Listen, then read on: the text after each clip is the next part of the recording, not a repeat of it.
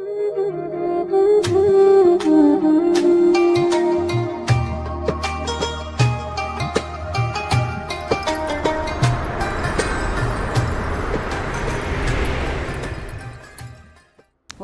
والسلام علی من لا نبی بعدہ۔ الحمدللہ کہ قرآن وہ واحد کتاب ہے جو سب سے زیادہ عزت و شرف والی ہے، فضیلت اور اہمیت والی کتاب ہے، خیر و برکت سے مالا مال اور ہر طرح کی ہدایت اور حکمت سے لبریز ہے۔ یہ ہر طرح کے شک سے بالا اور برتر ہے، حق اور باطل میں فرق کرنے والی کتاب ہے۔ تو اس میں یہی انسان کو جہالت کے اندھیروں سے نکال کر نور سے، توحید کے نور سے منور کرنے والی ہے، اور اس نے اپنے ایمان لانے والوں کو جنت کی بشارت دی ہے، اور نہ ماننے والوں کو جہنم سے ڈرانے والی بھی یہی کتاب ہے۔ تو پھر ہمیں یہ دیکھنا ہے، اس سے پھر ہمیں یہ سمجھ آتی ہے کہ اللہ کی سب سے بڑی نعمت، اس کائنات میں سب سے بڑی نعمت صرف اور صرف قرآن مجید ہے۔ تو آئیے ہم دیکھتے ہیں کہ اس قرآن کی فضیلت خود اللہ رب العالمین نے اپنے اس کلام میں کیا بتائی ہے۔ اللہ تعالیٰ نے قرآن مجید کی جو نزول کی رات ہے، اللہ تعالیٰ سورۃ القدر میں فرماتے ہیں، اس کی آیت نمبر 1 تا 3 میں، بسم اللہ الرحمن الرحیم، انا انزلناہ فی لیلۃ القدر وما ادراک ما لیلۃ القدر لیلۃ القدر خیر من الف شہر۔ تو اس میں اللہ نے کیا فرمایا کہ جس رات قرآن جو ہے ہم نے لیلۃ القدر میں نازل کیا، اور تمہیں کیا معلوم کہ لیلۃ القدر کیا ہے؟ لیلۃ القدر 1000 مہینوں سے افضل رات ہے۔ گویا جس رات قرآن مجید نازل ہوا، اس رات میں عبادت کا ثواب 1000 ماہ کی عبادت کے ثواب جو ہے ہو جاتا ہے۔ اس سے ہمیں قرآن کی فضیلت کا پتہ چلتا ہے۔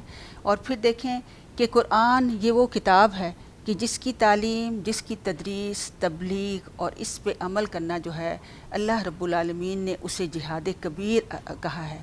خود قرآن میں اللہ رب العالمین فرماتے ہیں سورہ فرقان کی آیت نمبر 52 میں کہ فَلَا تُطِعِ الْكَافِرِينَ وَجَاهِدْهُمْ بِهِ جِهَادًا كَبِيرًا، کہ تم ان کافروں کی پیروی نہ کرو، ان کے ساتھ اس کبیرہ جہاد کبیر کرو، اس قرآن کے ذریعے ان کے ساتھ جہاد کبیر کرو، یعنی اس کی تبلیغ کرو، انہیں بھی اسلام کی دعوت دو۔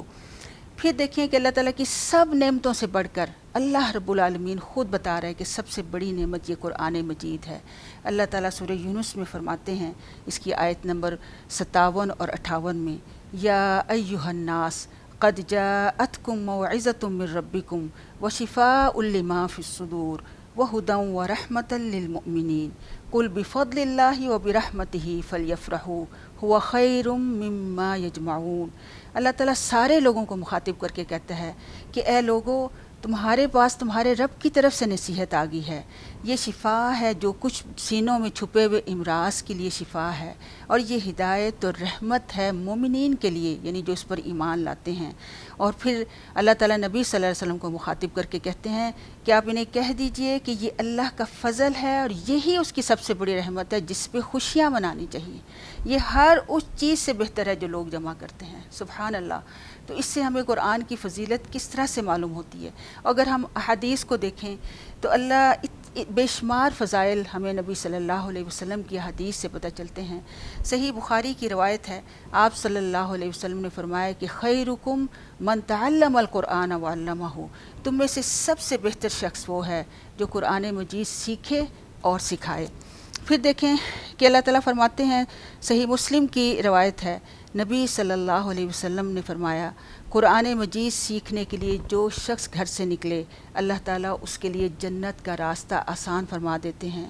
اور پھر دیکھیں کہ یہ حدیث جو ابن ماجہ میں ہے کہ آپ صلی اللہ علیہ وسلم فرمایا کہ قرآن مجید کا علم سیکھنے والوں کے لیے زمین و آسمان کی ہر چیز، حتیٰ کہ پانی کے اندر مچھلیاں بھی اس کے لیے دعا کرتی ہیں، سبحان اللہ۔ کیا ہم نہیں چاہتے کہ ہمارے لیے بھی ساری مخلوق جو ہے وہ دعا کرے؟ پھر اللہ تعالیٰ پھر نبی صلی اللہ علیہ وسلم کی ایک اور حدیث آپ کے سامنے رکھتی ہوں کہ قرآن مجید کی بکثرت تلاوت کرنے والے لوگ قابل رشک لوگ ہیں۔ یہ بخاری کی روایت ہے، اور اس کا جو پیچھے سے پس منظر ہے وہ یہ ہے کہ رشک کے قابل صرف 2 ہی لوگ ہیں، اور ان میں سے ایک وہ بندہ ہے جسے اللہ نے علم دیا ہو اور وہ دن رات لوگوں کو اس علم کی طرف جو ہے وہ بلا رہا ہو، اور یہاں علم سے مراد قرآن کی تعلیم ہے۔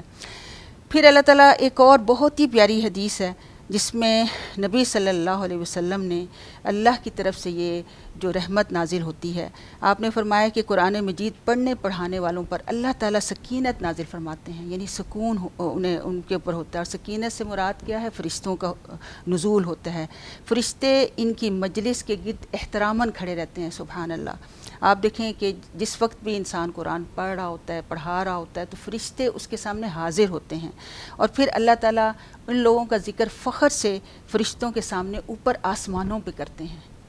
تو اللہ کرے کہ ہم بھی ان لوگوں میں شامل ہو جائیں۔ اور پھر دیکھیں کہ یہاں تک کہ والدین کے اوپر جو اتنی بڑی ذمہ داری آتی ہے، مسند احمد کی حدیث ہے کہ نبی صلی اللہ علیہ وسلم نے فرمایا کہ اپنی اولاد کو قرآن مجید کی تعلیم دلوانے والے والدین کو قیامت کے روز 2 ایسے قیمتی لباس پہنائے جائیں گے جن کے مقابلے میں دنیا اور جو کچھ اس میں ہے ہر چیز اس کے سامنے جو ہے وہ ہیچ ہوگی۔ اور پھر دیکھیں کہ نبی صلی اللہ علیہ وسلم کی ترمذی میں ایک ہمیں روایت ملتی ہے کہ قرآن مجید کی تلاوت کرنے پر کہ ایک ایک حرف پر 10 نیکیاں ملتی ہیں۔ نبی صلی اللہ علیہ وسلم نے فرمایا کہ تم یہ نہ کہو کہ الف لام میم ایک حرف ہے، بلکہ الف ایک حرف ہے، لام ایک حرف ہے، میم ایک حرف ہے، اور ہر حرف کے پڑھنے پر 10 نیکیاں ملتی ہیں۔ سبحان اللہ۔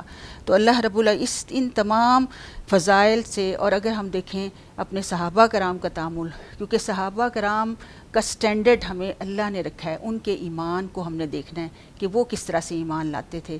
اللہ سورہ بقرہ میں اللہ تعالیٰ فرماتے ہیں کہ آمنوا کما آمن الناس، تم ویسا ایمان لاؤ جیسے صحابہ کرام ایمان لائے۔ یہاں لوگوں سے مراد صحابہ کرام ہیں۔ تو ہم صحابہ کرام نے جب ان فضائل کو پا لیا تو دیکھیں کہ وہ قرآن مجید کی تلاوت میں، تحفیظ میں، تدریس میں، تعلیم کا ان کو ایسا شوق تھا کہ اکثر صحابہ کرام نے اپنی زندگیاں قرآن مجید کے لیے وقف کر رکھی تھیں۔ اور پھر دیکھیں کہ حضرت عبداللہ بن مسعود رضی اللہ عنہ جو مفسر قرآن تھے اور بہت بچپن میں ہی وہ دولت ایمان سے بہرور ہو گئے تھے، ایمان لانے کے بعد وہ ہر وقت سائے کی طرح نبی صلی اللہ علیہ وسلم کے ساتھ لگے رہتے اور قرآن مجید سیکھنے میں گہری دلچسپی رکھتے تھے۔ ایک رات وہ نماز میں بہت اونچی آواز میں تلاوت کر رہے تھے، نبی صلی اللہ علیہ وسلم مسجد میں تشریف لائے اور کھڑے ہو کر تلاوت سنتے رہے۔ پھر صحابہ کرام کی طرف متوجہ ہو کر فرمایا، جسے یہ بات پسند ہو کہ وہ قرآن مجید کو اسی لہجے میں پڑھے جس میں وہ نازل ہوا ہے، تو وہ عبداللہ بن مسعود کی قرأت کا انداز اپنائے۔ اور پھر یہ کہ صحابہ کرام کو اس کا اتنا ذوق و شوق ہوتا تھا کہ اس کی ایک ایک چیز کو وہ سیکھنے میں اپنی زندگیاں جو ہیں وہ صرف کر دیتے تھے۔ اللہ تعالی ہم سب کو بھی اس قرآن کو سیکھنے، سکھانے اور اسی میں اپنی زندگی جو ہے لگانے کی توفیق عطا فرمائے۔ پھر آپ دیکھیں کہ بہت سے صحابہ کرام کے اسوہ کو ہم سامنے رکھتے ہیں۔ حضرت اسید بن حدیر رضی اللہ عنہ قرآن مجید سن کر ہی ایمان لائے تھے، اور پھر قرآن مجید کے ایسے شیدائی بنے کہ ایمان لانے کے بعد صرف قرآن مجید کے ہی ہو کر رہ گئے۔ دوسرے لوگ جب رات میں نیند کی آغوش میں ہوتے تھے تو حضرت اسید بن حدیر رات کی تنہائی میں بہت ہی ان کی خوبصورت آواز تھی اور اس میں قرآن مجید پڑھنا شروع کر دیتے۔ ایک رات تلاوت کر رہے تھے کہ آسمان سے انہیں ایسے لگا کہ جیسے روشن قندیلیں نازل ہو رہی ہیں۔ حضرت اسید نے نبی صلی اللہ علیہ وسلم کی خدمت میں حاضر ہو کر یہ ماجرا بیان کیا تو نبی صلی اللہ علیہ وسلم نے فرمایا کہ یہ تو فرشتے تھے جو تمہاری تلاوت سننے کے لیے آسمان سے نازل ہوئے تھے، اگر تم تلاوت جاری رکھتے تو فرشتے بالکل تمہارے قریب آ جاتے اور لوگ انہیں اپنی آنکھوں سے دیکھتے۔ سبحان اللہ۔ اسی طرح سے حضرت عقبہ بن عامر وہ اتنی خوبصورت آواز میں قرآن مجید کی تلاوت فرماتے تھے کہ جسے سن کر صحابہ کرام کی آنکھوں سے بے اختیار آنسو جاری ہو جاتے تھے۔ حضرت عمر نے ایک دفعہ حضرت عقبہ کو بلایا اور فرمایا کہ عقبہ قرآن سناؤ۔ حضرت عقبہ نے قرآن مجید کی تلاوت شروع کی تو حضرت عمر تلاوت سن کر اس قدر روئے کہ داڑھی آنسوؤں سے تر ہو گئی۔ تو اس لیے دیکھیں کہ قرآن کو پڑھنا اور اس میں اپنی زندگیاں لگانا، اس کو سیکھنا اور سکھانا، یہ ایک عبادت ہے اور یہ اللہ کا کلام ہے، اور اللہ کے کلام کی فضیلت اس باقی سارے کلاموں پر ہے، جیسے کہ اللہ کی خود فضیلت تمام مخلوقات کے اوپر ہے۔ تو اس لیے ہم سب کا یہ فرض بنتا ہے ایک مسلمان ہونے کے ناطے کہ یہ کتاب ہدایت ہے اور اسی سے ہی ہم دنیا اور آخرت میں کامیابی حاصل کر سکتے ہیں۔ اللہ سے یہ دعا کرنی چاہیے اور دل میں بھرپور نیت رکھنی چاہیے کہ اللہ ہمیں اس قرآن کو سیکھنے اور سکھانے میں اپنی زندگی لگانے کی توفیق عطا فرمائے، یعنی قرآن کو خوش الحانی سے پڑھنا، تو وہ بھی دلوں پہ کس طریقے سے اثر کرتا ہے۔ پھر نبی صلی اللہ علیہ وسلم قرآن مجید دوسروں کو بھی سناتے اور دوسروں سے سننا بھی پسند فرماتے۔ نماز تہجد میں جب قرآن مجید کی تلاوت فرماتے تو اس قدر روتے کہ آپ صلی اللہ علیہ وسلم کے سینہ مبارک سے ہنڈیا کے ابلنے جیسی آواز آنے لگتی۔ یعنی آپ دیکھیں کہ آپ صلی اللہ علیہ وسلم کا قرآن کے ساتھ کیسا تعلق تھا۔ اللہ ہمیں ایسا تعلق بنانے کی توفیق عطا فرمائے۔ پھر آپ خود دوسروں سے بھی سنتے تھے۔ ایک دفعہ حضرت عبداللہ بن مسعود کو قرآن مجید سنانے کا حکم دیا۔ حضرت عبداللہ نے کہا اللہ کے رسول میں آپ کو قرآن سناؤں جبکہ آپ پہ قرآن نازل ہوا ہے؟ تو آپ صلی اللہ علیہ وسلم نے فرمایا کہ مجھے قرآن سننا اچھا لگتا ہے۔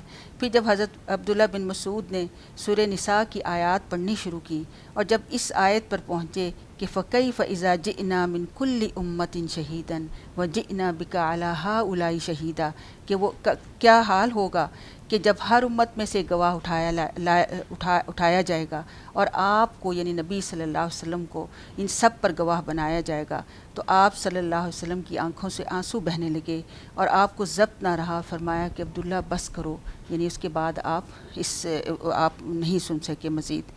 تو اس سے یعنی یہ ہمیں پتہ چلتا ہے کہ قرآن جو ہے اس کے ساتھ اس طرح سے تعلق بنانا، اس کی تبھی ہم بھی اس کی ان فضائل سے جو ہیں بہرہ ور ہو سکتے ہیں۔ اور آپ دیکھیں کہ نبی صلی اللہ علیہ وسلم نے اپنی زندگی میں بھی ہمیشہ جس کو بھی گورنر بنایا یا کسی اہم منصب پر جو ہے فائز کیا تو اس کی قرآن فہمی کی بنا پر کیا۔ جس کو قرآن مجید زیادہ یاد ہوتا تھا، جس کو قرآن مجید کی زیادہ سمجھ ہوتی تھی، اسی کو وہ ایک اہم منصب پر فائز کرتے تھے۔ وَمَا عَلَيْنَا إِلَّا الْبَلَاغُ الْمُبِينُ۔